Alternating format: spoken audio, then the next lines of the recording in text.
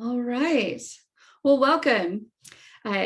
Today, we are going to have a webinar on Project Connect and the route towards implementing a zero-emission transit system. This is hosted by the CELC, City Efficiency Leadership Council. And for those of you who do not know me, that was my timer to get started. I love to start any webinar just say, please be gracious with technology. Sometimes there will be some kinks. If there are, just let us know in the chat. All right. So those of you who do not know me, I'm Sean Auckland, the program manager at SPEAR, South Central Partnership for Energy Efficiency as a Resource. The program that I run is called the City Efficiency Leadership Council, and this is our May monthly webinar for CELC. Before I go further, Rob, can you see my screen? I can, yep. Okay, great. All right.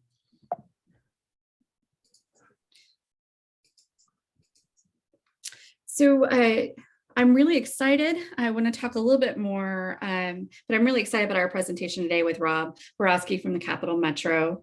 And a little bit more for if you are less familiar with the program of the City Efficiency Leadership Council. It's a state energy conservation. It's a program of the State Energy Conservation Office, where primarily an outreach and education focused program to support public sector energy management in Texas, as well as we serve Oklahoma. That city is in the title, but we do offer these resources and conversations to all sorts of public sector entities, including county, universities, and school districts. We offer webinars, regional roundtable meetings, technical resources, and we also have substantial reports.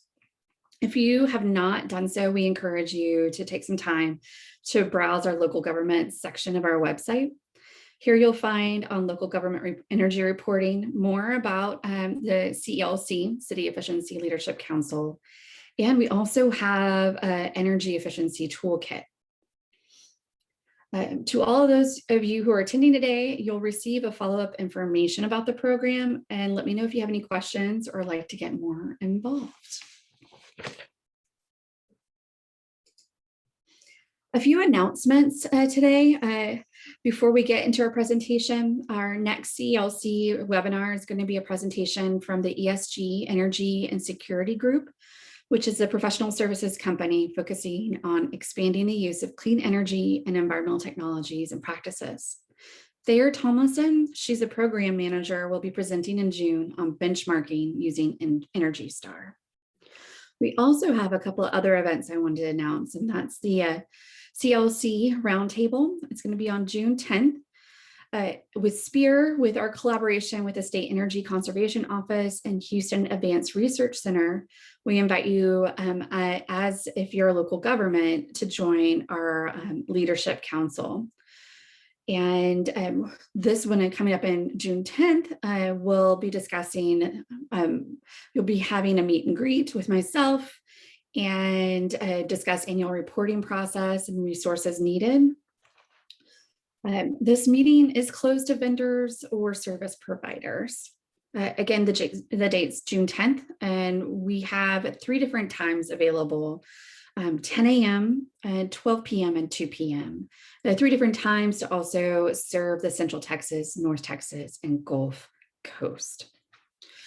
And also as SPEAR, we have a conference coming up on September 2nd and 3rd. We are excited to announce that SPEAR will be offering both a virtual and in-person conference this year. While we do value a face-to-face networking and thought-provoking discussions, we're also present. We understand that some of you may not be comfortable traveling. So for those of you who do have Zoom fatigue, please join us in San Antonio. It will be at the Hyatt, and we'll be taking all safety precautions. We'll be covering topics such as electrification, building infrastructure, building resiliency, demand response, energy storage, and the role energy efficiency plays into grid resiliency, and other topics as well.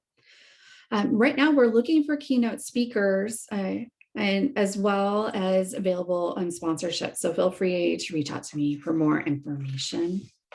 And then also I wanted to mention there are scholarships available for all public sector and nonprofit employees. So you should be able to join the conference for free if you work for a public local government agency. As well as attending this webinar, we're offering CEUs. So you must fill out the survey to receive the CEUs from this webinar. Also, if you were calling in, and I don't see your name on the attendee list for your phone number, I can't give you the CEUs. So please, if you're calling in with a phone number, please email me and let me know what phone number was yours. And so you can receive the CEU certificate. As well as if you registered, but I don't see you on the attendee list, I can't give you CEUs for the event.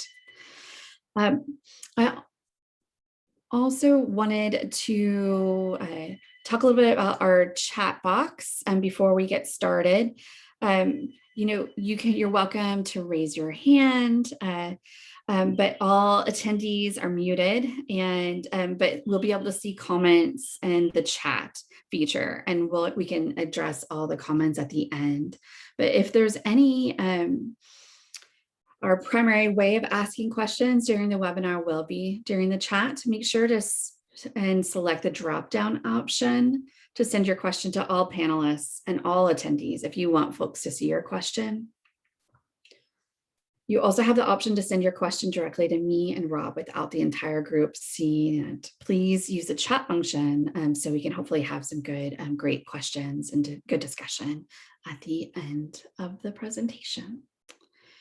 With that, I introduce Rob Borowski. And Rob, please correct me if I'm misstating your last name, with the Capital Metro Sustainability Officer. And I look forward to your webinar. Great, thank you, Sean. And my name again is Rob Borowski. You're absolutely correct. I've been with Capital Metro for about 8 years now, but I've been in Austin for, doing sustainability and environmental work for over 20 years. Worked for the University of Texas and TCEQ, a communications firm called Enviromedia. My background is in environmental management and in planning. Graduate of UT here, planning school of architecture and planning. So I am really excited about speaking to you today. When Sean had asked me, I absolutely jumped at the chance for a very selfish reason, because with Capital Metro's Project Connect coming forward, we've got a lot of work, and I am going to be reaching out to an awful lot of people to get ideas and get the best ideas on efficiency and innovation on energy. And there's no better place to go for that than right here. So while I'm going to be speaking to you, I'm really doing this so I can get your ideas, because Project Connect, I'll start sharing as we get forward. Let's see here. So with this transition, he's setting up his presentation. There's that. I am now sharing. Okay. All good? Yes. Okay. Great, thank you. Great. So with Project Connect with all public works programs, especially transit programs, Project Connect is a community program.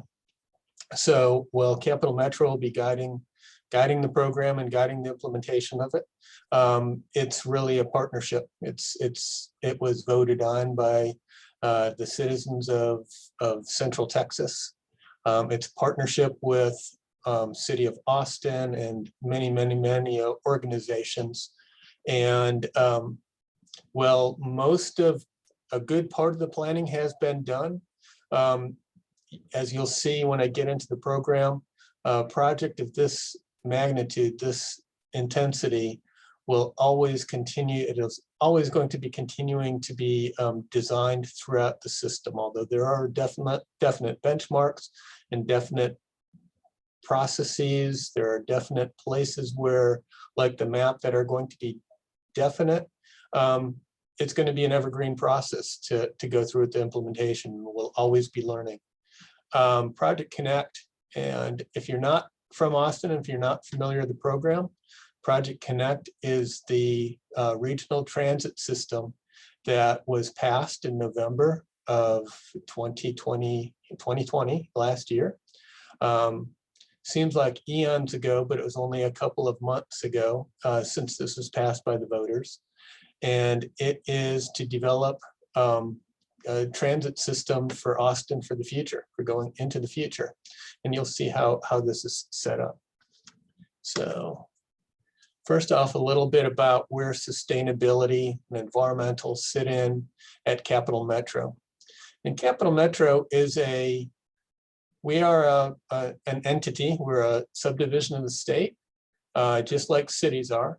We are not a department of the city of Austin, although we are in partnership with the city and with the county and all our surrounding cities, every step of the way. So we're our own entity.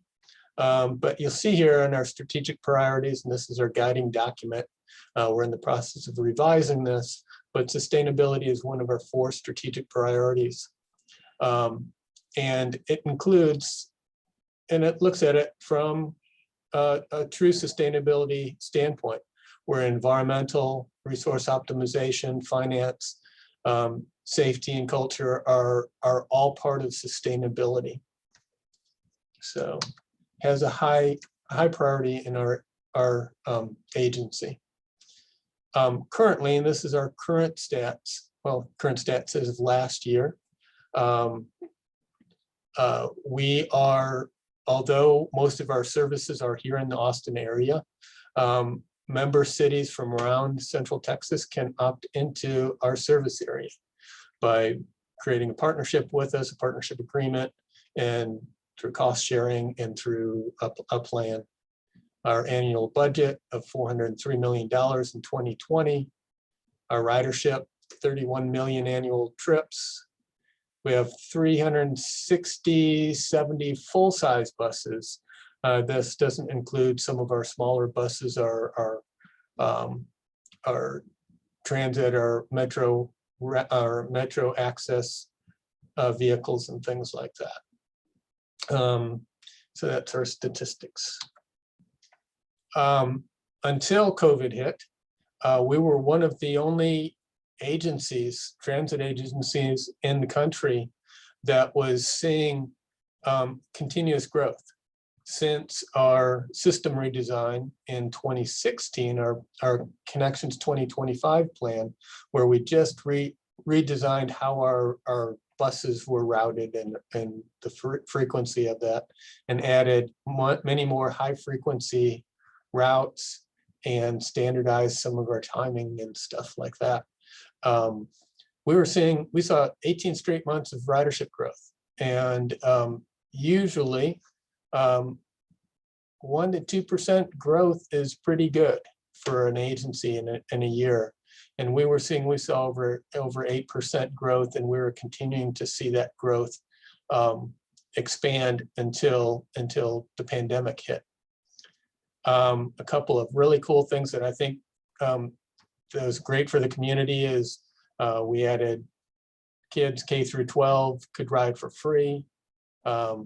We just completed the downtown station reconstruction, removed that, and that just opened for services. And we added some on-demand services. We started our transition to the electric fleet. And then just before COVID hit, we started talking about how to take over, or not take over, but partner with the city of Austin and Bike Share of Austin to take on MetroBike.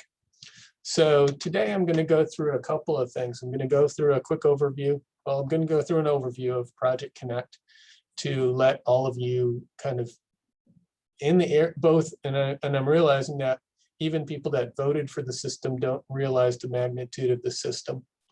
And so this will be an opportunity to kind of share what the plan is for those that are both in the city, in the Austin region, but for those outside also. This, for us, and then the folks in the transit agency, this is kind of a once in a lifetime opportunity to see this kind of a growth and redesign of a system. It doesn't happen very often. and we want to be able to do it right and do it with the community in mind. So we are looking forward to this. There's a lot of excitement around the expansion of this system. So remember, we had 361 buses and the budget that we had. As we go forward with this, and I'll show you how it's going to be changing. Building into the future together. Project Connect is the name of the plan. Capital Metro is going to be the operator, and we partnered with the City of Austin, Transportation Department, the City of Austin, to help promote the plan, get the plan to work through and get it communicated to the community. Since it is operating in the right of way, City of Austin has to be a key partner of that. And in fact, after it was passed, we formed Austin Transportation Partnership, which is actually the official governing organization that is going to move the program forward. And it consists of members of both City of Austin and Capital Metro, and a new board to govern it. So here are some of the components, quick and dirty is some of the components. We have light rail, which are streetcars, trolley type systems. We have the Metro Rail, which right now Capital Metro has we have the Red Line, which operates on a freight rail system. So it's a heavy diesel commuter rail system. Light rail is a little bit different, where it operates within traffic, within city operations, where the commuter rail connects cities and is a connector. Metro Express routes are the park and ride routes that come from outside our city and into the city, usually longer routes. Our Metro Rapid program is bus rapid transit. It operates like a subway system to the extent that we can, where it's rapid boarding and direct routes, fewer stops, but higher frequency systems. And as you can see, some of the things that we're looking at, some of the things that we're committed to are creating a zero-emission system,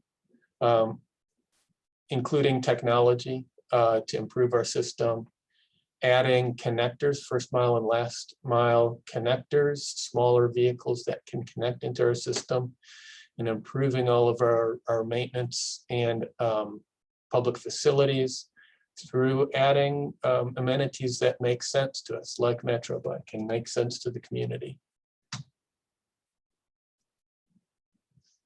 I'm going to go through some of the maps, and the map of the system, the large map of the system doesn't fit on one slide, unfortunately. So you'll see the next 3 slides will be the map in 3 parts. And so bear with me, and at the end, on the 4th slide, I'll show you how it all fits together. But if you're in the Austin area, you can kind of place yourself. And what we see here are the orange line, blue line, or light rail systems, are first light rail systems that are going to be going into effect. Our Metro Rail are designated here as red and green. And you'll see dotted lines where we're planning. And then our rapid lines, our gold line, and our purple lines, which are the bus rapid transit lines that we'll be putting in. And those will be, as you'll see, those will be the first ones that we'll have implemented. So going from the north part of our region to the central part. And what you'll see is this planning system, the planning of this went on for several years. We had an enormous amount of community input to provide input, to destinations and origins, where you come from and where you go to, where we'd like to see the system connect you with. And you'll see that there's a lot of places that it makes sense that transit will connect the people of our community with the places that they want to go. And so that was a huge community planning effort. Then down to the north side, you'll see a lot. You'll see overall that we're going to be adding many more vehicles, but also more amenities, more mobility centers, mobility hubs. We're going to be adding more park and ride systems. We'll be adding, let's see if I can go up. I'm going to go up one more slide. You'll see areas where there's going to be tunneling or underground stations. So there'll be about 2 miles of underground stations in areas that will get from one side of the river to the other, and we'll go under the downtown area. So the phasing and the costing of this, not for the lighthearted. It's $7.1 billion. It's a substantial investment in our community, but over, as you'll see in the next slide, over a period of time that will make it so we can implement this and make adjustments along the way to the system. So the first phases that we'll, and see, these are the phases. Each one of these will be a component of it. Some of that funding will be coming from the federal government, from Department of Transportation. As we move forward, some of the funding will also be coming from the federal funding as well. Phasing, it's not going to happen immediately. The rollout of the plan will be over 10 years. And first ones that we're working on right now are the Metro Rapid lines. We're in design of many of these, several of these. We're in design of the phasing, the first phase of our Metro Rapid lines, which will be going from north to south. We're starting the design of our Gold line. We are going through community involvement and design of our Orange line and Red line. And we're expanding our Orange line and Blue line. And we're going through expansion of our Red line right now, which are Orange line, LRT, light rail, Blue line, LRT, light rail, Red line and Green line are our commuter rail, and then our bus systems. The Gold line is going to be designed to be able to convert to a light rail system in the future if that option exists for us. So we have a number of amenities that are going to be connected through Project Connect. And a system, the new governance structure with Austin Transportation is being going forward right now, and we're bringing all the components from an administrative and financial standpoint together right now. Our 4 routes, our rapid lines, are being designed right now. And as I said earlier, all of these are going to be zero emission or electric. And we're moving forward with the design on that. The Pleasant Valley route and the Expo Center route, which are the 2 purple lines that I had pointed out earlier, we're designing those to be an in-route bus charging system versus a depot charging system that will power our entire fleet.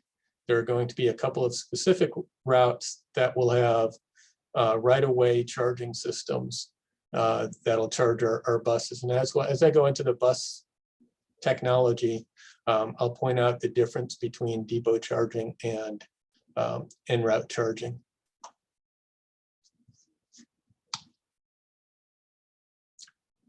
A couple of things about the vision, and this is all part of the plan that was passed, and our vision is to make this a system that people really want to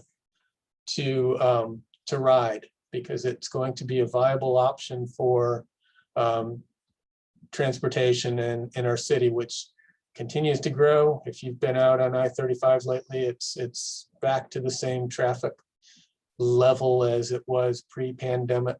And so transportation will continue to be an issue, and Project Connect will be able to connect and help with that along the way.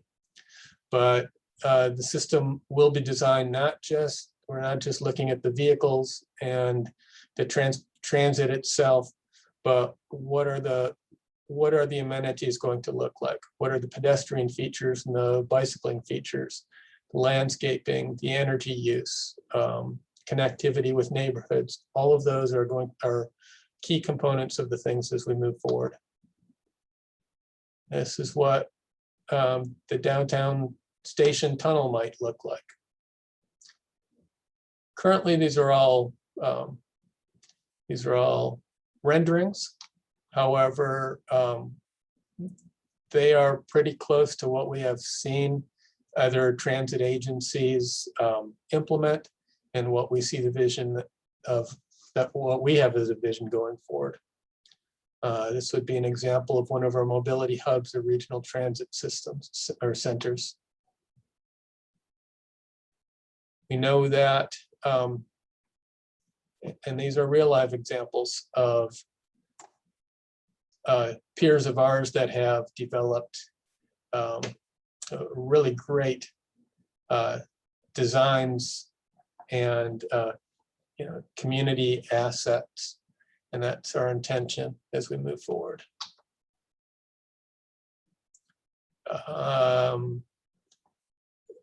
A limitation of battery electric buses right now is the range. Well, there's an awful lot of great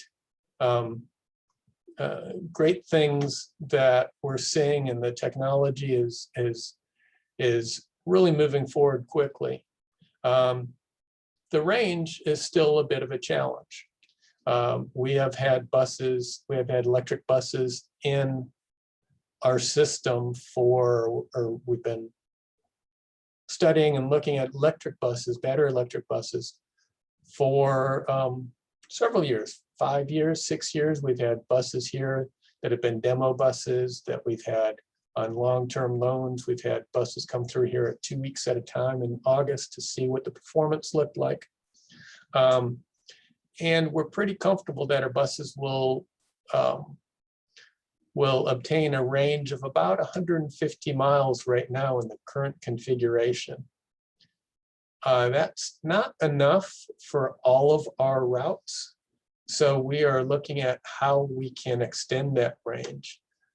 Some of our colleagues, our peers in other places in Europe, in California, other places where they have hydrogen supplies and are able to provide connections, fuel for hydrogen fuel cells. We're seeing that is an option that we may look at in the future. We're already looking at that. We're looking at the viability of that, and the cost for fuel cell buses has come down drastically. The range is about double of what a battery electric bus is getting right now. And there's some real reasons why we would possibly be looking towards that. What we know is that we probably will not pick a singular technology to move us forward all the way from the beginning to the end of Project Connect. And there's a couple of reasons for that. One is we're not quite sure of the best technology for the entire system at this time. And second is technology is rapidly improving. What we knew about battery electric buses 5 years ago, today they look completely different. The range, the efficiency, the durability of the buses is improving tremendously, and we expect that to happen along the way for both rail and bus fleets. So we are looking at shorter windows to make sure that we're able to adapt to the new technology and adopt new technology that is appropriate to meet our zero emission commitment. But there's a lot of exciting things that are happening out there. So with that, Sean, are there questions specifically about Project Connect? After this, I'm going to go into some of the components. I'm going to go into MetroBike, which is kind of our lightest transit option, and then going to dig into the technology around our electric bus implementation. So we'll get into those, but specifically around Project Connect, are there any questions? We do not have any questions that were put into our chat, but I have some for you, Rob. Okay. So I hope you don't mind. A couple of them was, and you already answered them, what other cities and transit organizations have approached this type of plan? Well, actually, you didn't answer that one. How many other cities have approached this type of plan in the nation? Yeah, this type of plan is a rarity. There are cities that are certainly adopting and expanding their transit systems. Seattle had a major transit expansion plan passed about 4 years ago, and Denver at the same time. Phoenix has a substantial one, not quite the size of this. Nashville had a plan in place, but it was not accepted by the voters. So this is kind of a rare occurrence where we will see this kind of a major expansion planned. But imagine Austin is where Boston may have been 70 years ago, or New York 90 years ago, where we are expanding a system for future growth and future design of the city. And that's where some of the legacy systems like New York and Boston, Philadelphia, Chicago, Seattle started in their systems. Los Angeles is expanding rapidly, but they're much bigger city, much bigger region. So they're also seeing some great growth. And then another question I had is, you talked a little bit about, the difficulty is the range, the challenge is the range. And so what's the longest range that you have to address in our system? Yeah, our routes, because we're expanding our service time, we're expanding frequency, and our buses are, with our route change that we established in 2016, our buses are going longer into the evening. We're traveling more hours, and we're traveling more frequent. I think our average route is a little bit over 150 miles, but our longest routes are over 200, 250 miles. And so to meet the need for our entire fleet, we'll have to look at other options than just bringing the bus to the depot, charging them one time overnight, and then expecting them to meet the entire route needs. But right now we have about a third to half of our buses that are at the 150 miles per day route, 150 miles per day that they travel. So.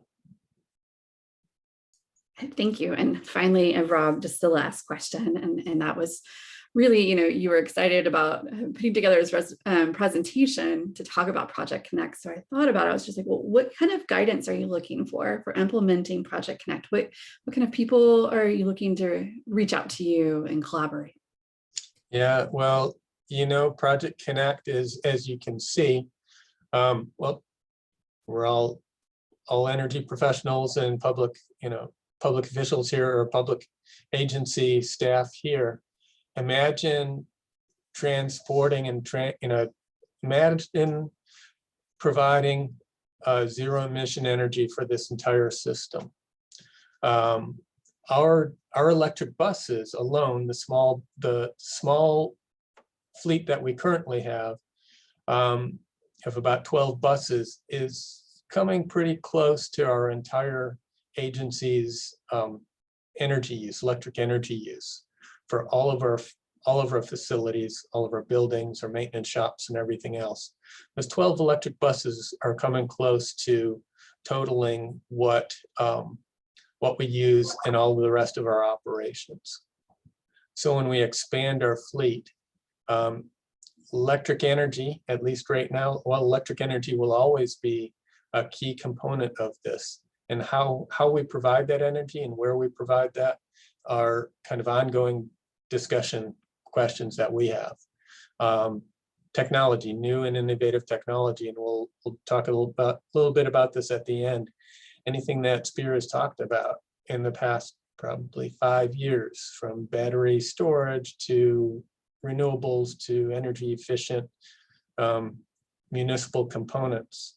All of those things we're looking at applications, not just in transit, but in other places, in campuses, in hospitals, in retail, large retail or manufacturing. What kind of energy efficient systems do they have in place, and how can we adapt that to transportation, our transit system?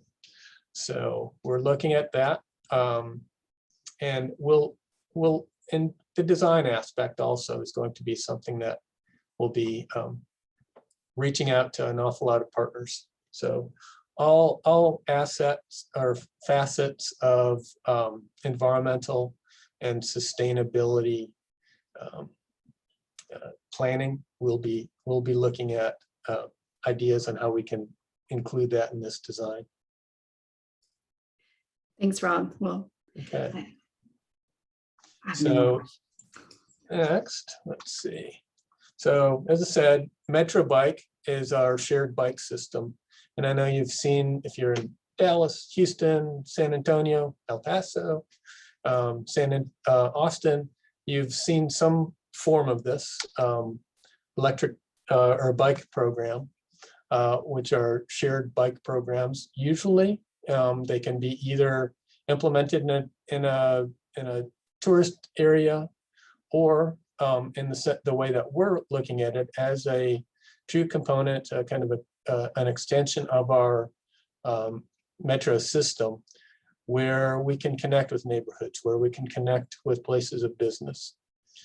When we think of just the transit system, which is usually a fixed route system, there's just one route, it may not get people to where they need to get, all the way to where they need to get. So we have the last mile and the first mile, getting from your house to the transit system, and from your transit system to your place of work or your school or the place that you're going to go for dinner. It might not get you all the way. So you can walk that last mile. You can take a taxi or cab or Uber, but bike is a real efficient way to do it, especially with the expansion of e-bikes and electric assisted bikes. So we started this, the bike share program here in Austin, formerly B-Cycle, has been around since 2014. And we were a sponsor of them, but we really saw this as a growth opportunity to expand and partner with the city of Austin to promote B-Cycle. And we formed an interlocal agreement with the 3 organizations, actually between City of Austin and Capital Metro, to continue to support Bike Share of Austin to operate the system.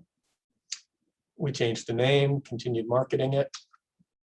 Our system, we designed an app so you can access the bikes and the routes, look at the routes from your phone. We did that internally for Bike Share of Austin. We're converting it to e-bikes. And we're looking at new technology for the docking system, where the old system that you're used to is this kind of shared dock system, which is an all-in-one system. It's for 6 or 8 or 12 bikes or multiples of those. Doesn't fit in all places all the time. If you're in a retail place or in a street cityscape where there might not be that size, our B-cycle manufacturer, which is Trek USA, designed a new system, which is an individual dock system.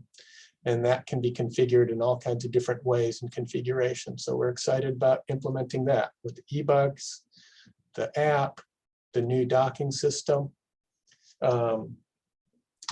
We're looking for an expansion. And you think about, well, is this is a bicycle. We really need to get people around in a real efficient manner, and a lot of people out there. Is this a way that can make sense in the city? So here's some numbers. The yellow line is 2019 ridership. The purple line is 2020, the infamous 2020, year of the pandemic. And then this orange coral color is this year, 2021. A couple of things to point out.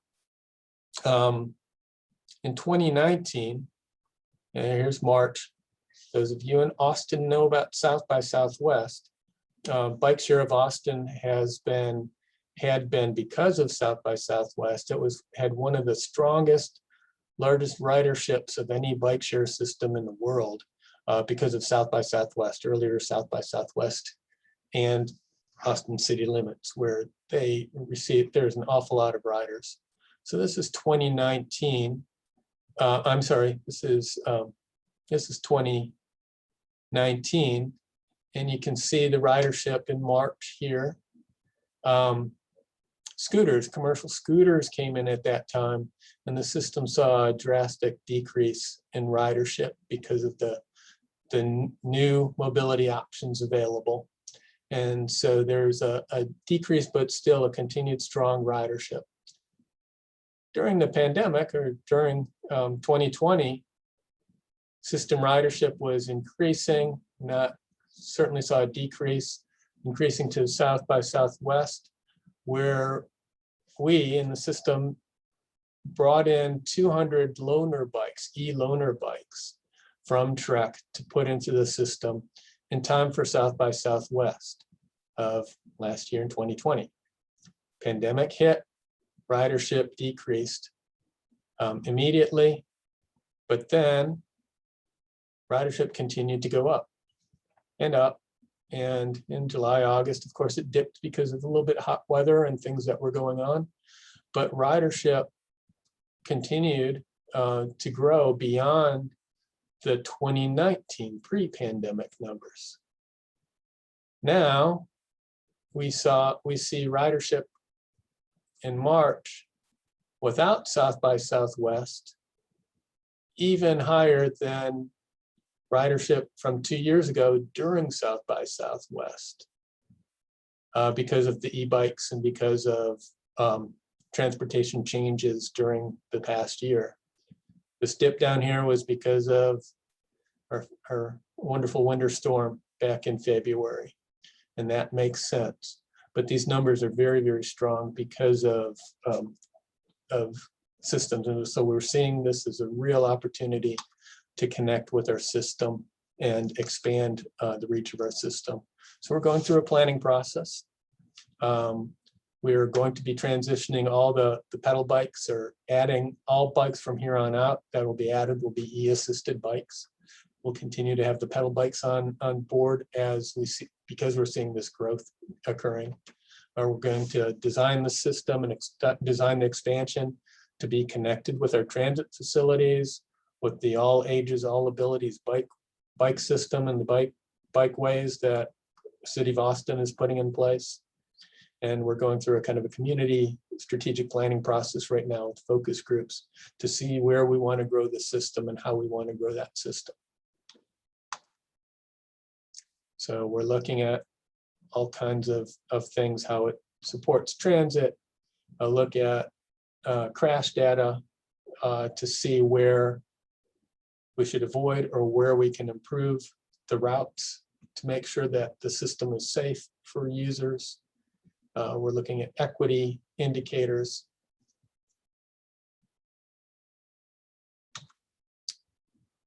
And we're in the process of developing our strategic plan for expanding this. We see that the system will probably, who knows, double, triple the size over the next few years. We're building it into our Project Connect design to include the e-bike system as an option for riders.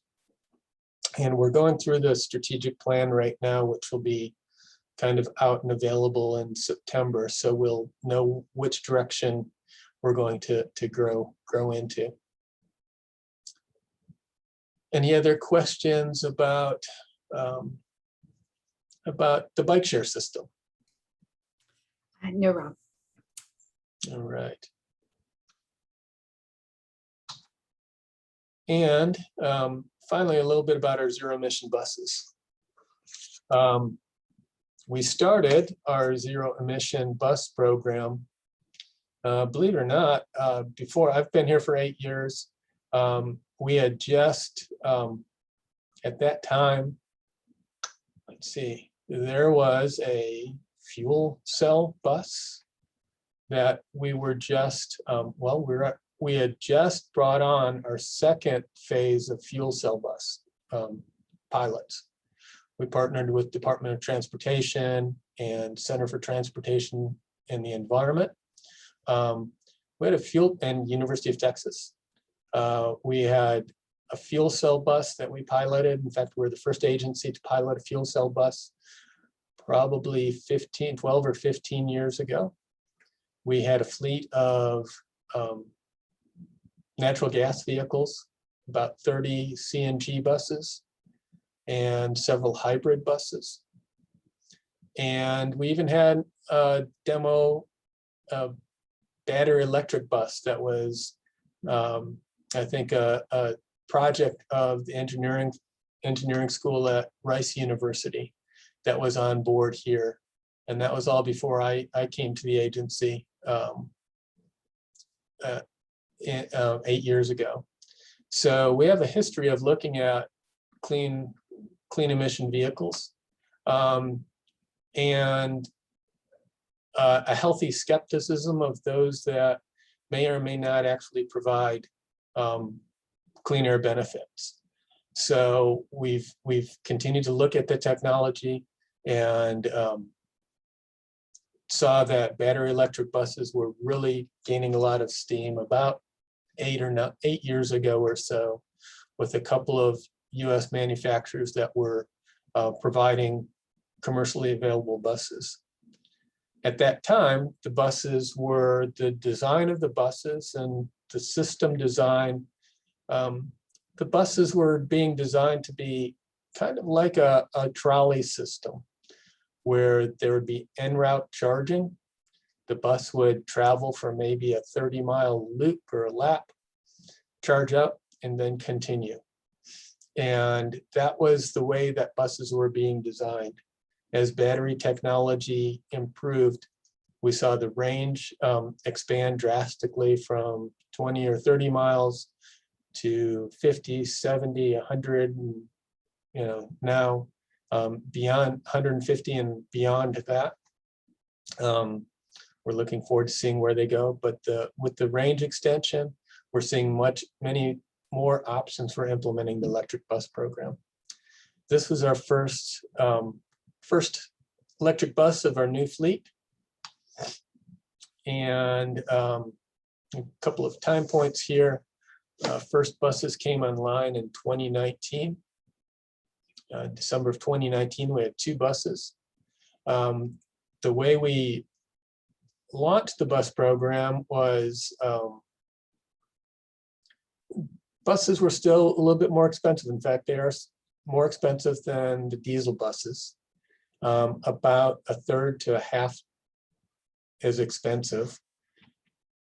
However, what we see is over a 12-year period, which is the life expectancy of a bus that FTA gives us. FTA, when they fund money, when we get federal funding for a bus, the expectation is that a bus will stay on the road for at least 12 years. And that's our contract with FTA, Federal Transit Authority. That's what we're contracted to keep those buses with. So we looked at what the total cost of operating and running a bus, purchasing, operating it over a 12-year period. And what we found out, and this is a few years ago, is that the cost of the bus and the fuel to operate the bus for 12 years, over 12 years, ended up being cheaper, and that for electric buses. So we can operate that bus and keep it running, fueled, cheaper to buy electric buses. So they're a better bus for the environment. They are cheaper for us to operate. And so we said, we're going to really take a look at these. And we saw that demonstrated from our peers from California and other locations that were looking at electric buses. We saw that same thing happening. What is the unknown or the outlier is the maintenance cost of them. If a battery electric bus continues to operate without any maintenance issues, which it could be because there's less oils, there's less fluids, there's less need to change out the brakes, and the kind of the maintenance, the preventative maintenance items, there's much less of that in an electric bus than in a diesel bus. Then, and if all that goes well, we should see lower maintenance costs. However, if the big components of an electric bus go out, which are the batteries or the motors, then that skews the maintenance cost. So we are looking at that, and we'll continue to look and study how that plays out. But what else are we doing? We're in partnership with Austin Energy. We can't do this without Austin Energy. We brought them in early and partnered with them early, even before we really knew that we were going to be purchasing buses. We started talking to the electric vehicle folks, see what options we had available, started partnering with them on some residential charging systems or community charging systems. We kind of learned together about electric buses. And so when we were ready to pull the plug, no pun intended, but when we were ready to go with redesigning our bus operations facility, they knew what they were getting into and knew how to help us. We still were learning together along the way, but we are working with them on the expansion of our North Ops electric bus depot, which I'll show you pictures of, and our first 2 rapid lines that are part of Project Connect, which will be in-route charging systems. We look at what's happening with other zero-emission buses and programs along the way. We're looking at the community climate plan, and we've partnered with our community climate plan here in the city of Austin to integrate our program, our initiatives into the community climate plan, which includes expansion of the zero-emission buses, the MetroBike program, and Project Connect. And we have a strong network of other peers that we work with to share experiences in expansion. We're seeing electric buses in every corner of the country right now. It's been the largest growth activity for several years now in transit agencies, and continues to be.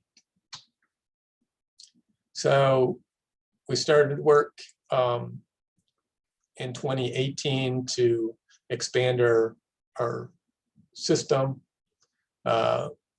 We have our first 12 electric buses are in the fleet and in full operation right now. When we looked at this, we said, well, there is, and one of the challenges we heard from other agencies was the type of vehicles that you buy, that they're not always interoperable. You weren't able, we're seeing some colleagues that weren't able to charge a bus A on bus B's charging equipment. They wouldn't charge, and that's just not going to be good for us. So we knew that we're going to be buying several different types of buses. And so we built into the program a study of interoperability. And we worked with all the manufacturers to put that as one of the #1 principles, that if we're going to buy a bus, any bus, they would have to charge efficiently on all charging equipment. And there's an international standard, but still standards can be implemented in different ways. And we needed real road time testing, real charging testing that proved that different charging systems could work with the different buses. And so we built our fleet with that in mind, using a couple different manufacturers of both chargers and buses. And we're still working through the details of that. We have other buses coming in line. We just launched a RFP for a large bus expansion with many options on it. So we're just getting those bids back, but we'll buy at least 20 buses in 2022 and then continue to grow at a very rapid pace. This is what we did to prepare for the buses up on north of here, north central Austin, I guess, north of I-30 or 183 on McNeil Lane near Burnett, and 183 is our North Ops bus depot. We own the property directly next to it, which is an old mattress warehouse, an old Serta warehouse. And it took us several years to get that remediated, lead and asbestos in it. We remediated it, finally got the okay to tear it down and expand our bus operation. And at the same time, that project was going on separately. At the same time, we started our electric bus program. So we were able to coordinate the expansion and renovation of the bus depot, which we needed anyways. There's going to be extensive concrete work, 12 inches of concrete, expanding the parking area. We were able to put in all the conduit and all the infrastructure prior to the construction of that. So we're able to save time. The stars and moons aligned.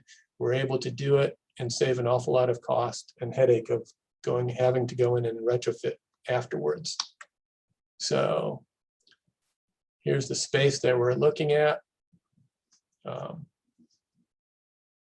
And what our system is designed to handle. This parking area, which is this area right in here. That parking area has all the conduit and was designed to be energized for charging over 200 electric buses. We worked with Austin Energy to make sure we had enough infrastructure, keeping in mind that the needs are going to be changing in the future. We don't know if this is going to be the actual final configuration because we may change the way that it looks and how we charge our buses. But we worked with them to kind of future-proof to prepare this for any kind of configuration and charging system that we might have in place in the future. So we'll have, when it's fully built out, and if it's built out the way that we have it configured here, there'll be 8 1500 kV transformers and switch gears. Each of those little nodes there is one set of transformers and switch gear that will be designed to fuel or energize what we call one array of chargers. So each of these gray boxes is a charging box with 2 buses on either side. These are drive lanes through here. So at the end of a day, a bus will come in, park here, next one will come in here, and they'll plug them in. And then the next ones will come in all the way down. So there's 8 arrays, which are the combination of the drive lane and the charging island. And this is what the first ones look like. This is one of our first first New Flyer electric buses, and the charging infrastructure with the charging hoses right here. So each of these nodes is one of these systems.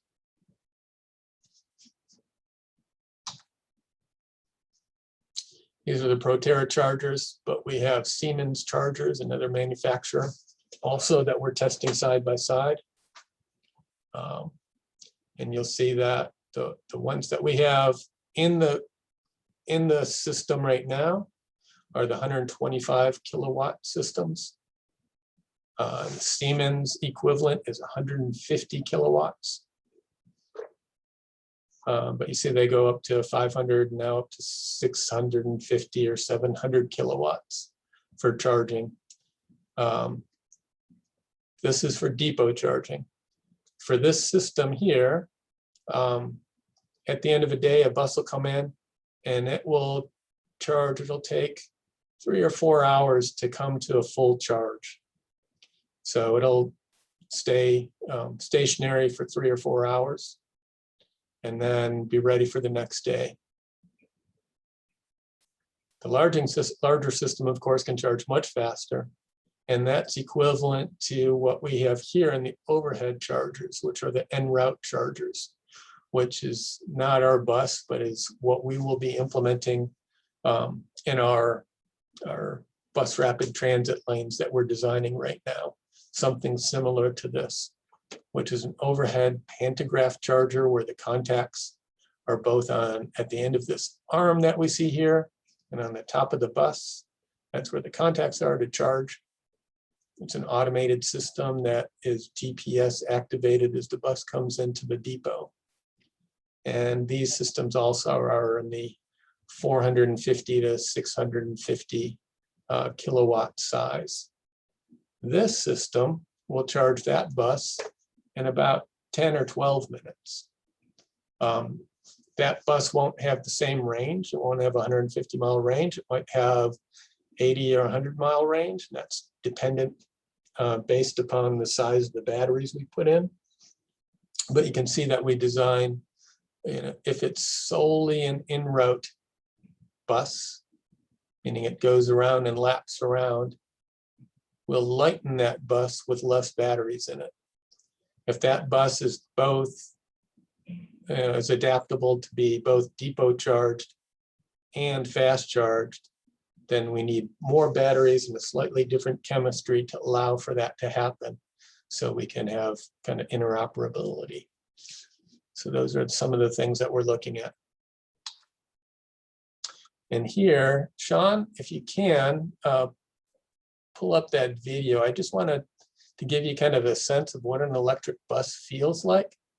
And this video, if you can pull it up, kind of gives you a sense of that. Do you want me to stop share now? Can you see the video? Well, then I'll stop share. Can't see. There you go. There we go. Okay. So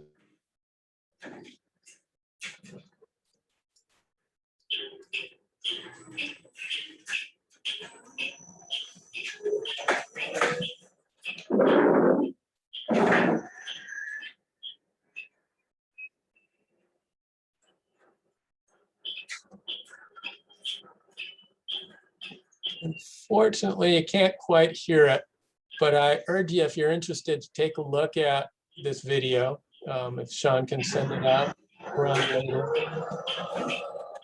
And you can kind of really get get a sense of what it feels like and what it sounds like. That's the interior of one of our 60-foot buses and what it looks like. They're amazing. And one of the, we get a great environmental benefit from it, and we hope a financial benefit by going to all electric. This part right here, electric bus is quiet. That's probably one of the things that is kind of our sleeper reason for being able to do that. Because if we're going to get more people to ride on a bus, we really want that bus to be something that people are comfortable riding. And electric buses they don't have heat. They're not putting out heat like a diesel bus is, or even a CNG bus. They don't have the noise that you get from a diesel engine running. And the exhaust, of course, there's no exhaust for the passengers or those that are traveling right behind a bus. I'm sure you've smelt a diesel bus in traffic and been caught behind it. Well, those 3 reasons for not riding a bus don't exist with an electric bus. They're quiet. You can hear someone speak. The operator can hear someone speak from the back of the bus. It also creates safety reason for doing it. The operator can sense what's happening in the bus and around them and can hear what's going on with passengers behind it. So there's a lot of reasons for doing that. Okay, we can go on to the rest of I think that's it. But you can get a sense by looking at this YouTube video later on. Okay, do I stop it or do you stop it? There we go. Okay. So getting back to it.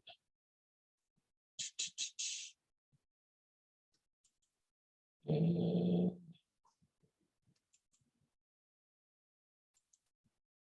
I have to share again, or can you see my screen now?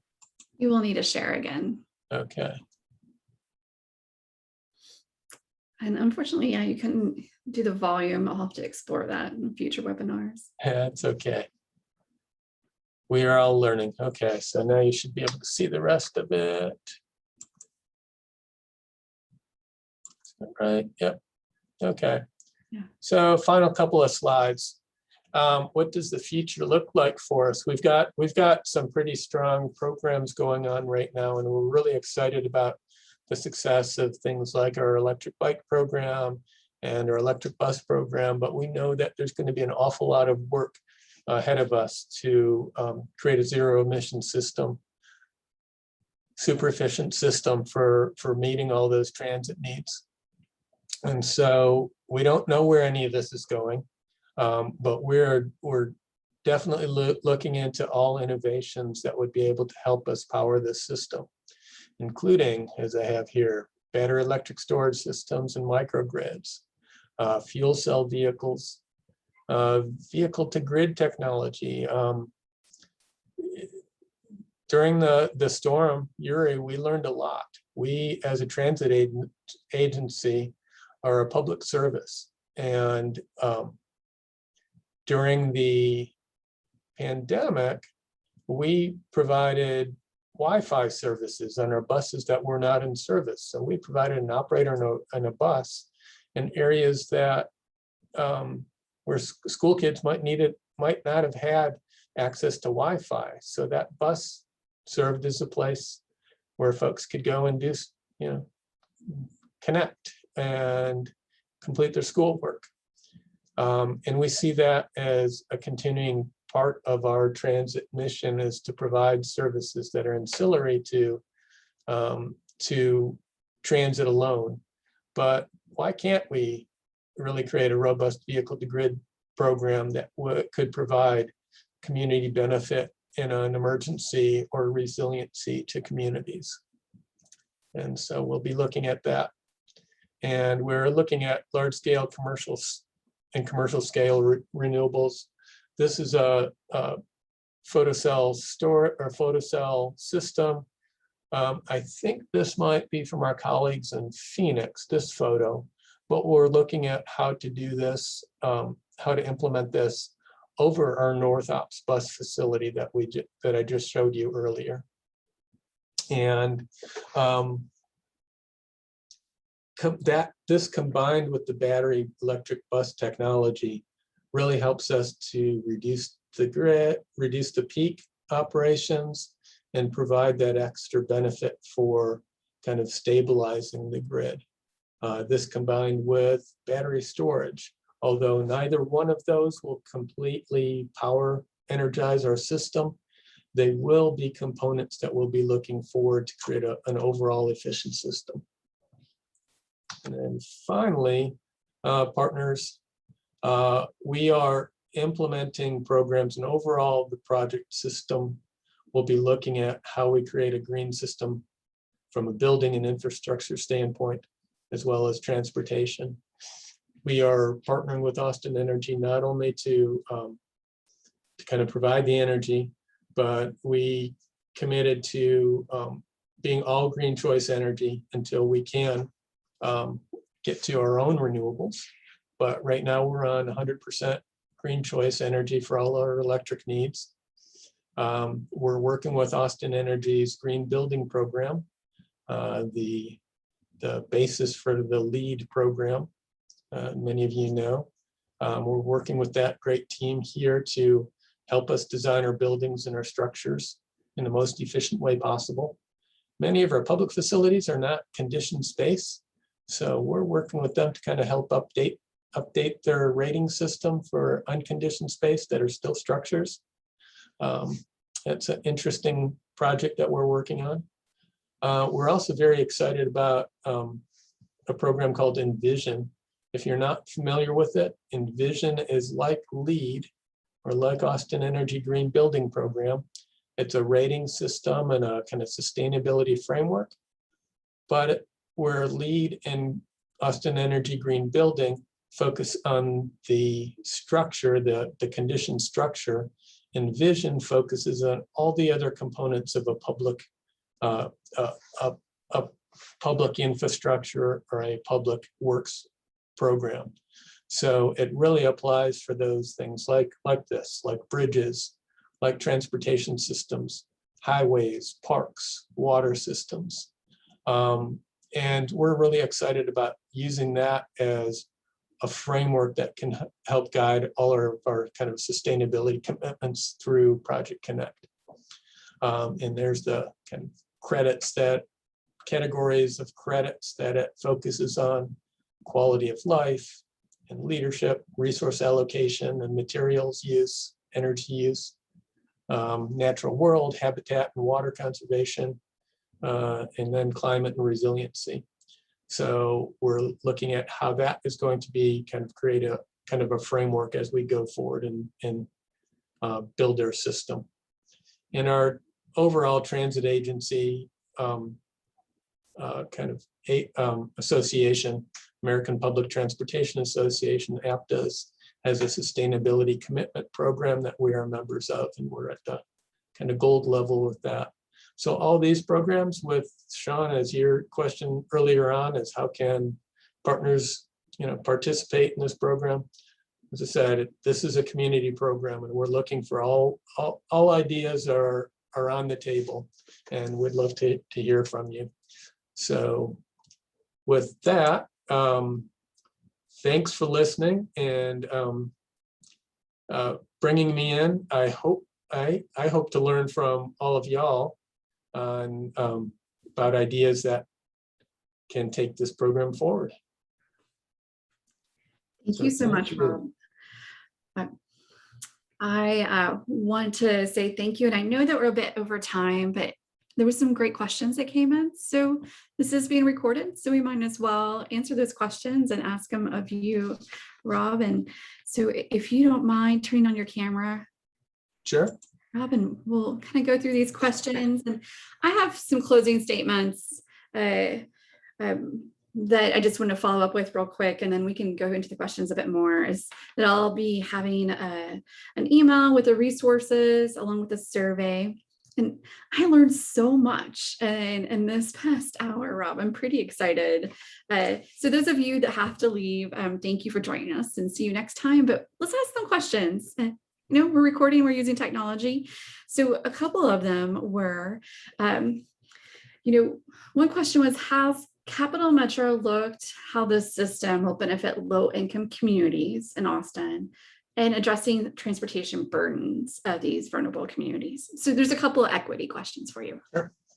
Sure. Equity is a component of this, and it's one of kind of our guiding principles to make sure that we create a system that's we're able to reach a diverse audience, a diverse community, and by doing it in the right way, we're going to be able to connect people.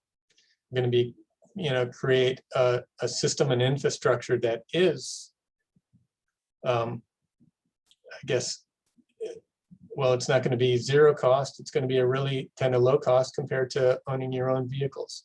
And so we're going to be, by bringing clean vehicles to neighborhoods, we're going to kind of, this technology is agnostic. It's going to go everywhere. Electric vehicles are going to create cleaner air wherever they go.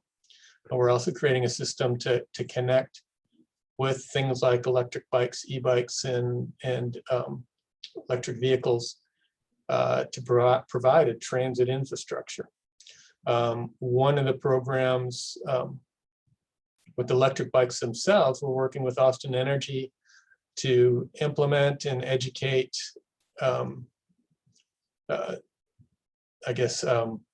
residents of some of the low-income communities that they work with foundation communities and HACA communities, to make this available for folks as a low-cost transportation system.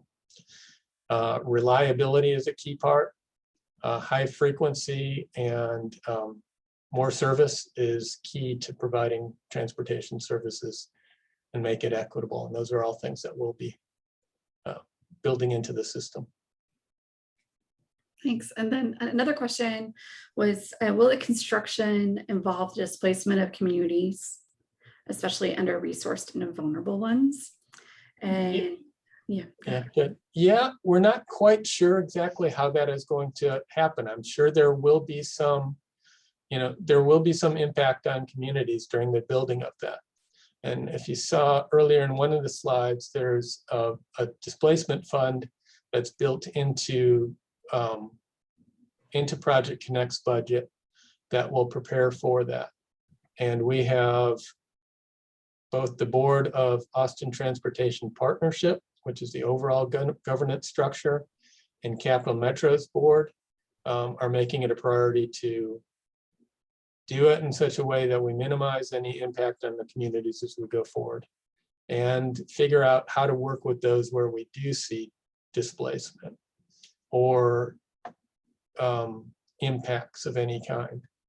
So don't know what that's going to look like, but there's an awful lot of community communication around that right now, and a specific fund developed to kind of mitigate any kind of impacts that we have.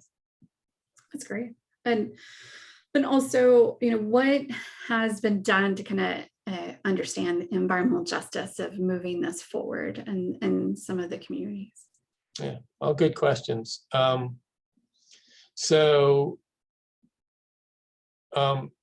Community transportation systems, public transportation systems, operate under a Title VI that looks at equity and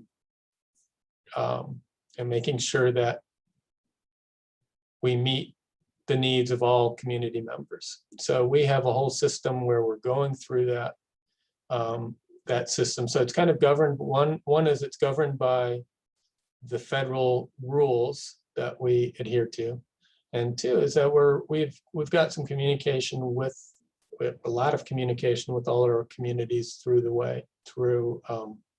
this process. So I don't know, I'm not working on,